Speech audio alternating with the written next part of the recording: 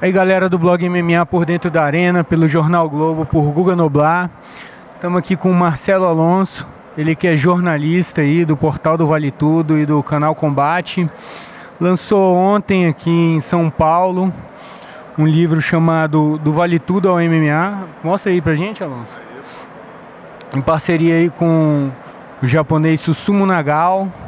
Vai falar um pouquinho aí pra gente do livro.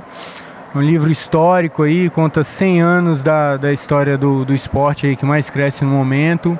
Vamos conhecer também um pouquinho da história do Alonso. Alonso, vamos começar falando aí da sua história, cara. Como é que você começou aí com jornalismo na época do Vale Tudo, dos esportes de luta em geral?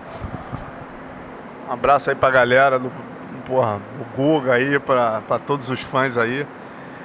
Cara, eu comecei de uma maneira muito curiosa, que eu fotografava pro meu mestre de jiu-jitsu, Cláudio França, né? Ele fazia um campeonato chamado Copa Atlântico Sul, que era o brasileiro da época.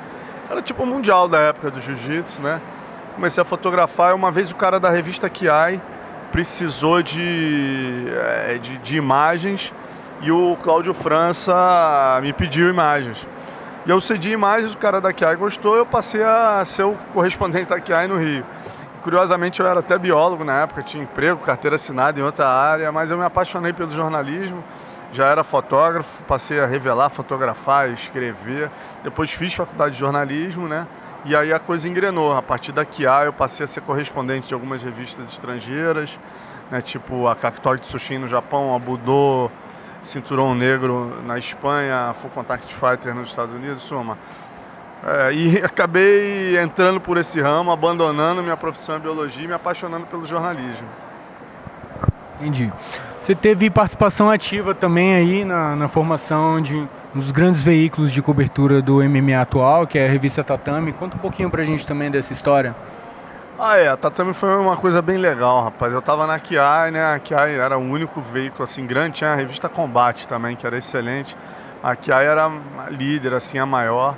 E na época, 3 jovens decidiram fazer um jornal de jiu-jitsu chamado O Tatame e pediram minhas fotos, né? Era o Alexandre Esteves, que é o dono até hoje, o irmão do Luca Atala da Gracie, que é o Roberto Atala, e o Ian Bonder, que é um cara, genial, assim, na parte de diagramação, as ideias principais vinham dele.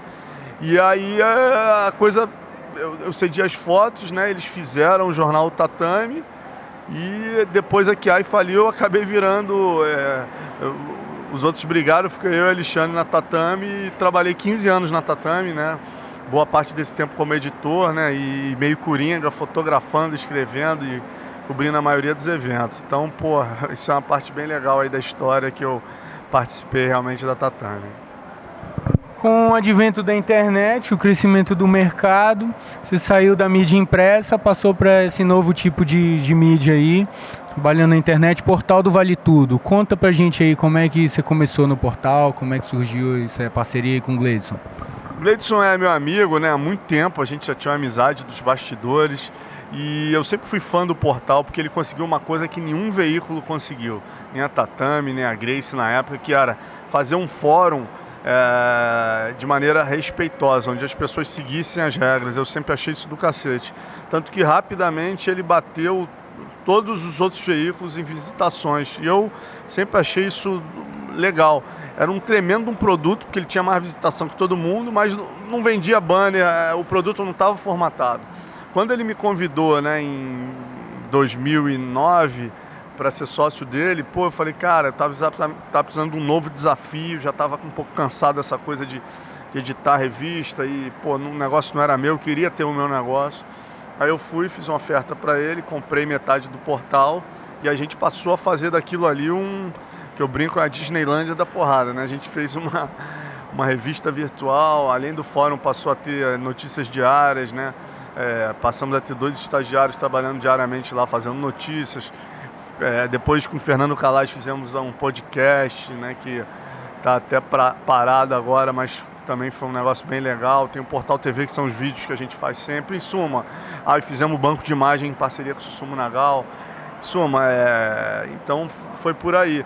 E aí depois também passei a trabalhar com combate, né, que também foi um outro desafio. Na mesma época que eu saí da Tatame, o Nairton falou, poxa, vem fazer entrevista aqui, pô, você vai agregar um valor. Cara, eu nunca gostei de ficar na frente da câmera, meu negócio é por trás. E ele, não, vamos nessa. Acabou que, porra, foi coisa que eu adoro fazer, assim, tenho o maior prazer, né, de fazer, que é o Cara a Cara, que em breve vocês vão saber, vai mudar de nome. Mas, então, um troço bem legal. Então, passei a fazer minha vida, deu uma guinada. E graças a Deus, hoje em dia, a gente também transformou o PVT numa editora, né, lançando esse projeto do livro. Então, além de a revista virtual, né, de ter um site com 60 banners e uma série de coisas, a gente passou a ser uma editora. E graças a Deus, graças ao apoio do canal Combate, começando com o pé direito, fazendo um projeto aqui, pô, desse nível, que esse livro aqui eu sempre sonhei aqui em fazer um livro, né, que fosse um livro de fotos e texto, né? Então era um sonho que eu tinha de misturar texto, fotos num livro e assim surgiu esse projeto do Vale Tudo MMA. Tá, vamos falar especificamente do livro, como que ele é dividido. Você me falou aí que tem alguns capítulos aí. Dá uma resumida aí no produto. Me ajuda aqui, dá só uma segurada aqui para deixar a galera curiosa. Aqui na guarda do livro, na guarda dessa página de abertura, você já tem mais ou menos uma ideia do que aborda o livro. Eu venho aqui lá do Conde Coma, quando conheceu o irmão do Hélio, Carlos Gracie, né, ensinou o jiu-jitsu. Venho para a geração do Carson Gracie, que foi a primeira geração depois do Hélio. Depois eu entro na geração, a terceira geração do MMA nacional, que é a geração do Rickson Gracie, do Hollis Gracie. Depois a gente vem para a guerra do jiu-jitsu à luta livre, Walid Ismail aqui, tantas outras batalhas que vocês vão ver. Depois a consagração do Royce, aí a gente vem o Vale Tudo no Brasil, com Anderson e tantas feras surgindo, Lioto. Depois a gente cai aqui para Era Pride, na minha opinião, assim, visualmente um dos melhores momentos do livro, com as fotos geniais do Susumu Nagal, né? E até a gente terminar a volta do UFC ao Brasil, que é o que a gente está vivendo hoje. Então eu tentei resumir aqui pelos capítulos. Esse livro aqui é dedicado a um parceiro aqui. Vocês podem ver pelos capítulos que eu tentei resumir assim, o encontro que mudou a história, que é esse dos irmãos, depois os irmãos Gracie, o garotão vingador, que é o Carson, terceira geração Gracie, oponente à altura, que é a luta livre, oponente à altura do jiu-jitsu, né? Jiu-jitsu versus luta livre, a guerra. Gracie Jiu-Jitsu conquista o mundo, né, com o UFC. Depois o Vale Tudo no Brasil, a Era Pride, o Monopólio e a Volta às Origens. Então assim, a gente tentou em 150 páginas, com muita foto, abordar toda essa história. Tá certo.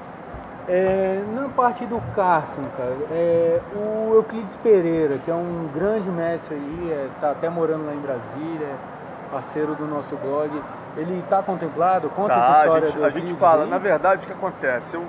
Esse livro, né, tem projetos, por exemplo, o livro da Reila Gracie, o livro do Felipe Alri, para mim são as melhores obras, assim, em termos de história já escritas no Brasil de MMA, né? O Filho Teu Não Foge à Luta e o da Reila, que é o Carlos Gracie, criador de uma dinastia. A proposta principal do livro deles era contar a história, né? Puramente a história. A minha proposta é pontuar os principais momentos da história, né? Sem entrar a fundo, detalhadamente nos momentos mais importantes. Por exemplo, eu teria que escrever um livro só sobre a Era Pride, né? Pô, o Carson dá 3 livros, o Hélio dá 5 livros. Então eu tive que fazer uma coisa pontual onde eu pudesse contemplar o fã com as imagens principais de cada era. Eu digo aqui que, por exemplo, que o Carson, a única derrota dele foi por Euclides Pereira. Eu falo que o Ivan Gomes foi o oponente que o Carson sempre disse que era o mais duro. Eu tentei, digamos assim, escrever um pouquinho do que de mais importante esses caras fizeram para a história da luta, mas eu não pude, obviamente, a proposta não era entrar tanto na história, senão eu teria que tirar a imagem.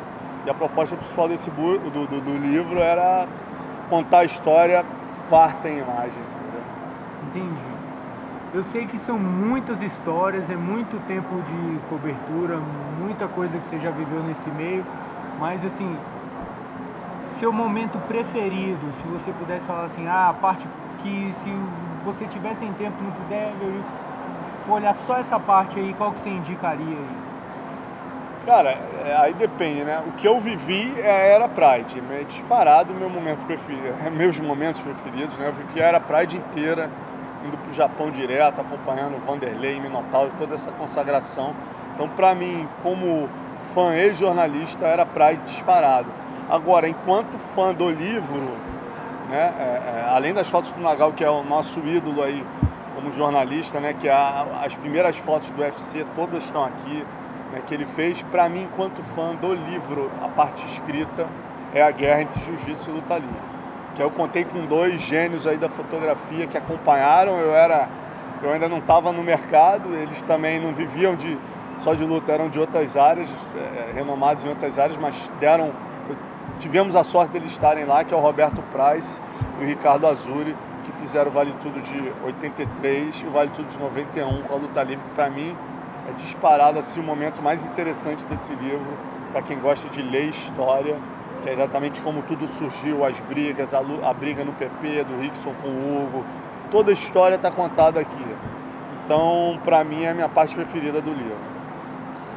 Um dos capítulos aí também chama Monopólio, né? A gente teve aí recentemente, tem uma semana mais ou menos, o fim de mais um grande evento de MMA, né? O esporte está crescendo, mas em compensação os grandes eventos estão diminuindo. Acabou o Strike Force.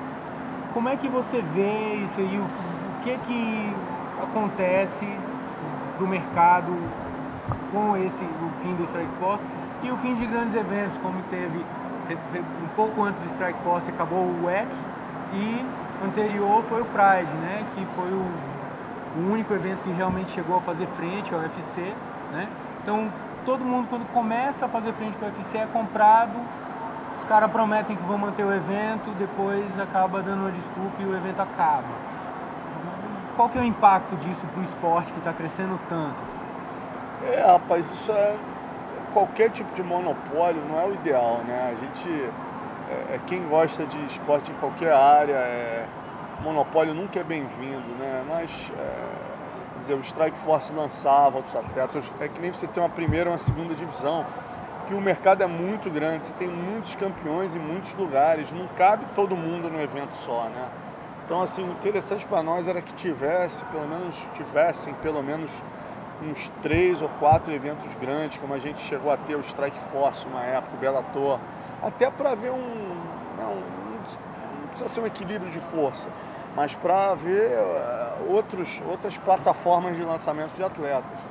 E infelizmente eu acho que vai fazer falta sim, né? Agora, dentro da nova realidade, a gente só tem que torcer que o UFC invista no Brasil, respeitando o nosso mercado, respeitando os eventos nacionais, né? Não querendo entrar aqui e tomar de assalto. Não acho legal isso que eles estão fazendo, de proibir que patrocinadores que coloquem a marca deles em seus eventos não coloquem em outros. Por exemplo, quem estiver no Jungle não pode estar no octagon do UFC, estiver no Shotô não pode estar no octagon do UFC. Pô, isso é um absurdo.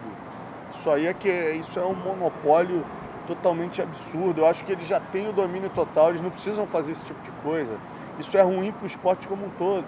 Se o Dana White tiver uma visão grande da coisa, ele vai perceber que esses eventos pequenos são grandes apoiadores dele, né? Hoje em dia, você vê aí o card aí dos UFCs, eles vêm do Jungle, vêm do Shotô. Então, quanto mais eventos tiver, a gente é o maior celeiro de lutadores do mundo. Quanto mais eventos tiverem, mais plataformas ele vai ter para espiar e puxar lutadores. Então é burrice ele chegar nesse ponto de querer acabar praticamente com os outros eventos, não permitindo que os patrocinadores principais entrem nesses eventos. Isso aí já é um absurdo, na minha opinião.